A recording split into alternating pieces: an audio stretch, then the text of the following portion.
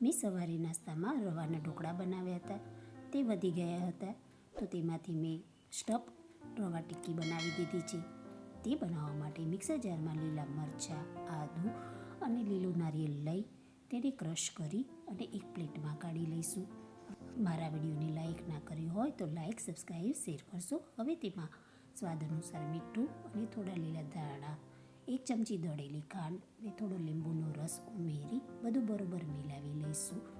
ઉપરના પડ માટે 1 નંગ બાફેલું બટેકું લઈ તેને છીણી લઈશું.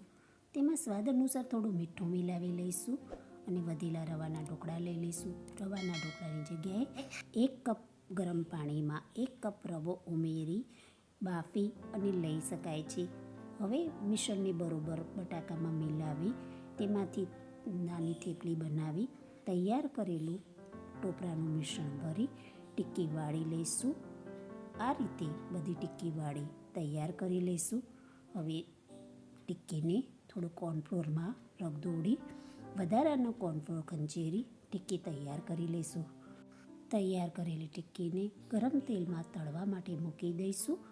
એક સાઈડે તળાય ત્યારે તેને પલટાવી ગોલ્ડન કલરની થાય ત્યાં સુધી તેને તળી લઈશું. તૈયાર ટિક્કીને ટોમેટો કેચઅપ સાથે સર્વ કરીશું તો તૈયાર છે રવાની સ્ટફ ટિક્કી, જે ખાવામાં ખૂબ જ ટેસ્ટી લાગે છે.